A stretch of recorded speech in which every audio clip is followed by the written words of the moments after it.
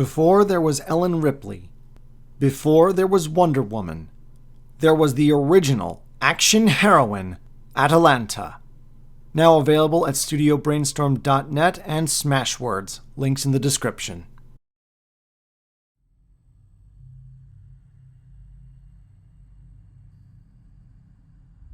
As I said way back in my Navigators video, if you are unfortunate enough to be born a mutant in the 41st millennium, and said mutations are too severe to either be hidden or let you be classed as an abhuman, your only hope is that that mutation of yours is useful in some way to the Imperium.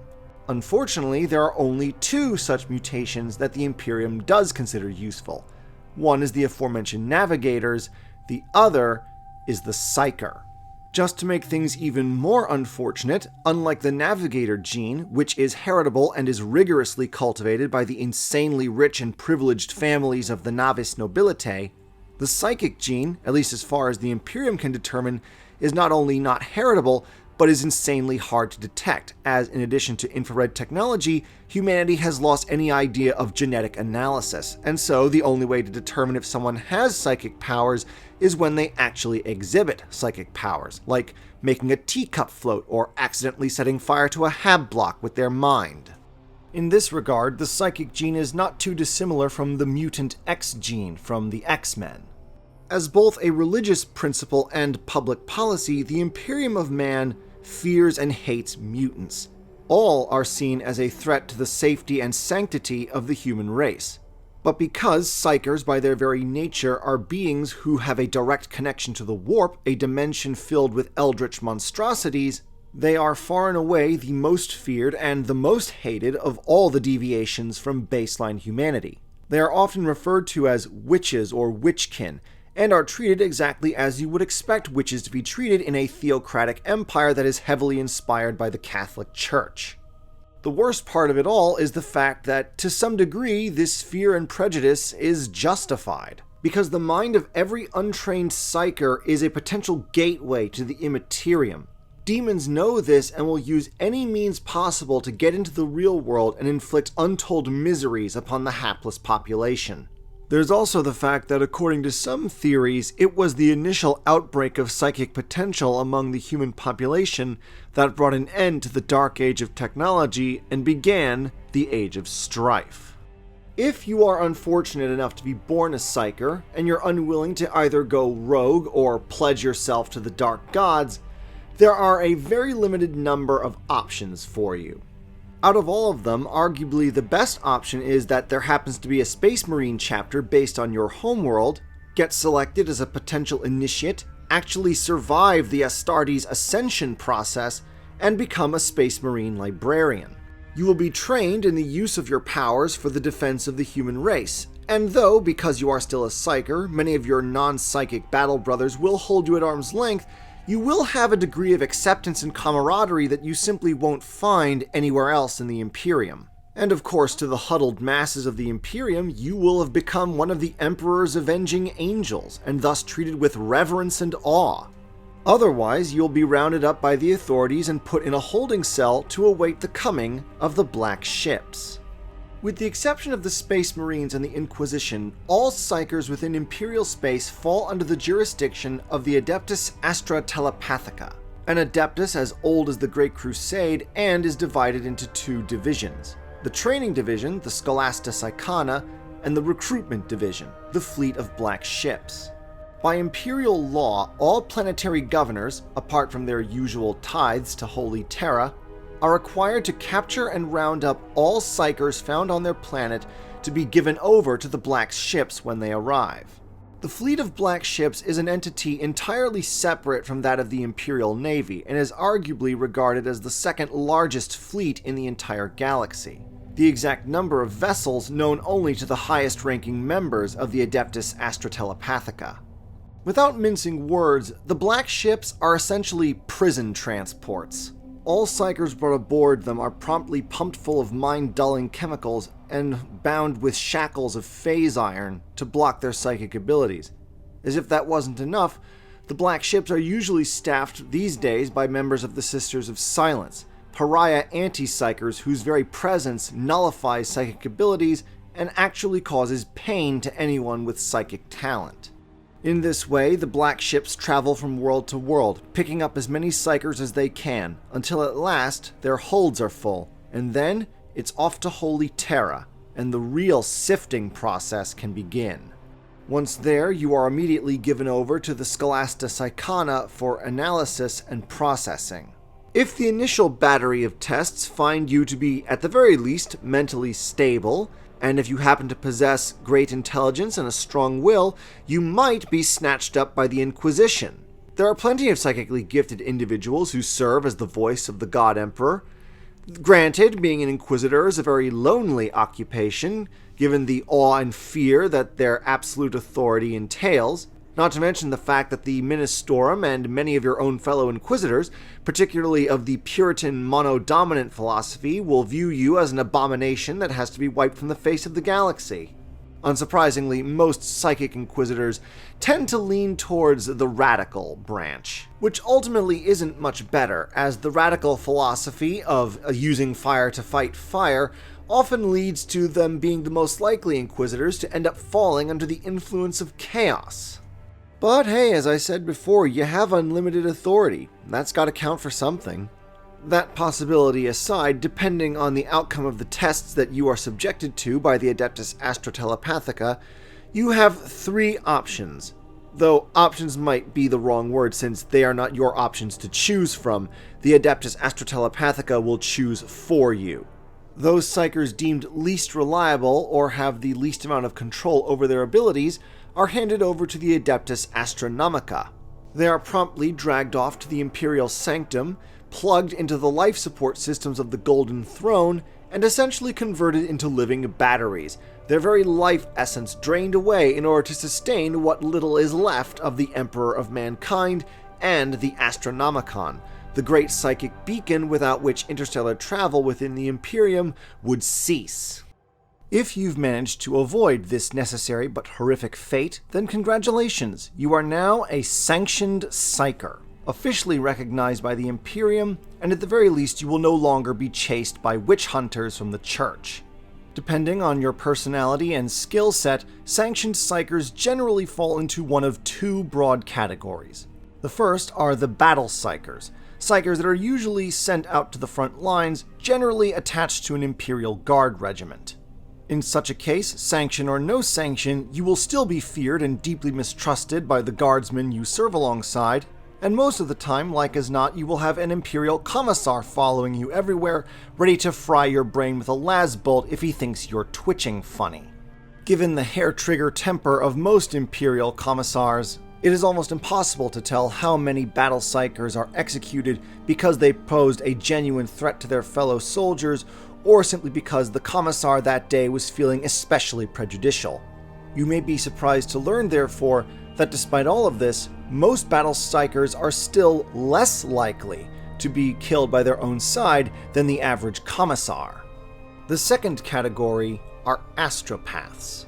If you are lucky, or unlucky enough to be selected for this rare and singular honor, you will be subjected to years of rigorous and abusive mental training. Then, when the leaders of the Scholastica Psychana deem you ready, you will then be brought into the presence of the God Emperor himself for the ritual of soul binding. The actual process of soul binding is for the most part a secret known only to the Astropaths themselves, but what is known for certain is that part of the ritual involves the God Emperor himself projecting a small portion of his essence into the mind of the potential Astropath. In life, Big E was by far and away the most powerful mortal psyker to ever live. The psychic equivalent of a sun captured in the form of a man. It's one of many reasons why the Chaos Gods were so afraid of him, and why they did everything in their power to instigate the Horus Heresy and thus derail the Great Crusade. Even in his current state of living death, the Emperor's psychic presence is immense, beyond any kind of calculation. Even the Eldar have little choice but to acknowledge his potency, even in his undead state. Unsurprisingly, therefore, soul binding is an intensely traumatic experience, and not many would-be astropaths survive. For those that do, the process has burnt out much of the sensitive neurons in their eyes, sometimes destroying their eyes entirely, which is why almost all astropaths are blind. But the most important aspect of the soul binding is that 1. It establishes a direct connection between the Emperor and the astropath, and 2. The Emperor's presence, that little fragment of his power, literally restructures the astropath's mind to make it far more resistant to chaos than any ordinary psyker or human, which is a very essential feature given what their job is.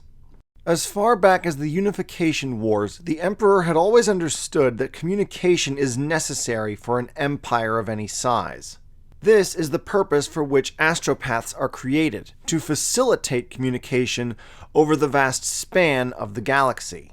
Almost every civilian voidcraft, and certainly every military voidcraft, has at least one astropath among its crew. Large warships and planetary populations feature large numbers of astropaths known as choirs. Like the navigators, most astropaths live isolated from the rest of the crew aboard the ships they serve on, for nothing is to be permitted to distract them from their essential work. Not even gravity, which is why often many astropathic chambers have the artificial gravity turned off, as even that can be a distraction to the all-important job of sending messages to and receiving them from the warp. Which of course finally brings us to the all-important issue of how exactly astral telepathy works and how it's carried out.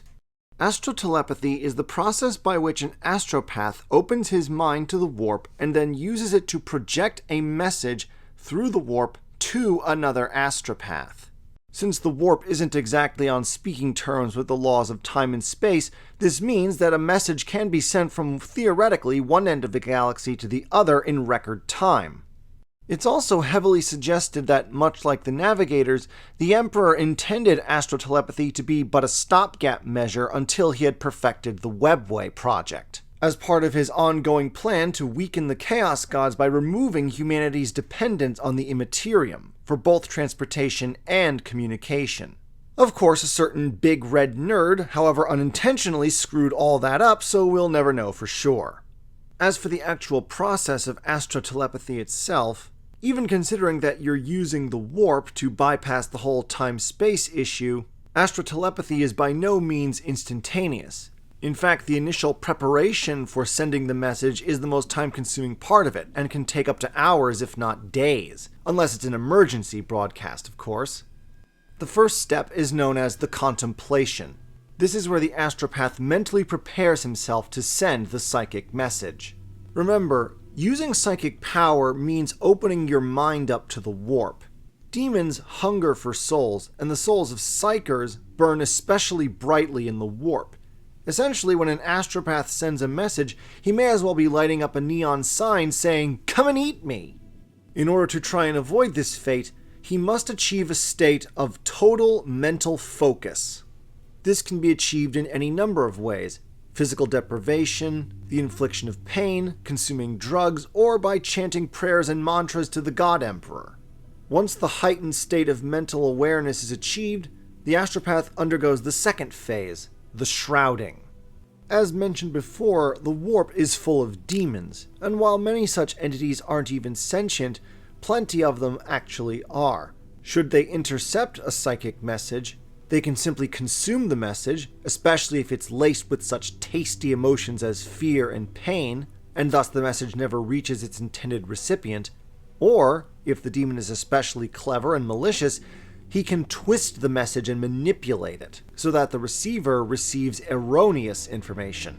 And if you truly believe that even a minor miscommunication can't possibly result in that great a catastrophe, you clearly need to read about the charge of the Light Brigade. As such, in order to prevent this interception and manipulation, astropaths always encapsulate their messages in mental ciphers known only to other astropaths. These ciphers can take many forms. They can be whispered coded messages, bizarre prophetic dreams full of obscure allegory, or even solemn hymns whose very sanctity repels the demonic. Essentially, it's the psychic equivalent of encryption, And as part of the preparation for sending a psychic message, even before he undergoes the contemplation, an astropath has to know in advance exactly what kind of mental imagery or cipher he or she plans to use in order to obscure it from the enemies of mankind. Once the message has been psychically enciphered, the astropath undergoes the final stage, the projection, where he opens his mind up to the Imperium and then mentally beams the message into the warp. This can be done either as a broadcast signal, in which the message can be picked up by any astropath, or a focused signal, which is only used when the message is intended for a very specific recipient. Of course, as has been repeated multiple times in this video, the projection actually requires the astropath to open his mind to the warp, and this is why the soul-binding ritual is so necessary. Without the God Emperor's mental and psychic restructuring, an astropath simply would not be able to withstand the insanity that is the Imperium, let alone the malignant attentions of demons who would love nothing more than to just rip his soul screaming from his body and scarf it down. And that's just counting the mental strain. Astrotelepathy is incredibly taxing upon the physical body as well, resulting in most astropaths looking at least twice as old as they actually are. In short, an astropath's vocation literally causes them to burn themselves out over the course of their brief lifetimes. To make matters worse, this burnout is inversely proportioned to the strength of the psyker. The more powerful the astropath, the faster the burnout and the shorter their lifespan. Of course, assuming the message reaches its destination, the receiving astropath then has to spend time on trying to decipher the message. This process can take hours, poring over manuscripts, data slates, and even oracle bones. Or, if you're an especially influential astropath, employing a small army of servitor scribes to do that for you. It is perhaps one of the grandest ironies of the Imperium of Man that this society that institutionally hates psykers is utterly dependent on psykers to survive. It's not much of an exaggeration to say that the Imperium of Man is in many ways held together by this network of astropaths communicating with one another. Thanks to the Adeptus Telepathica, even the most remote of frontier worlds has a link, however thin, with the Imperium of Man and especially with Holy Terra. But that connection is fragile, as the formation of the Great Rift, which effectively cuts off half of the Imperium from Holy Terra, has proven. Astropathic communication between Imperium Sanctus and Imperium Nihilus is all but impossible. Currently, only a single known lifeline connects the two halves of the Imperium of Man. Known as the Nachmund Gauntlet, it is a slim thread of real space amidst the roiling chaos of the Cicatrix Maledictum. So far, it is the only reliable means of transportation and communication between the two halves of the Imperium of Man. As I said, a very slender thread of communication, upon which rests the fate of an empire.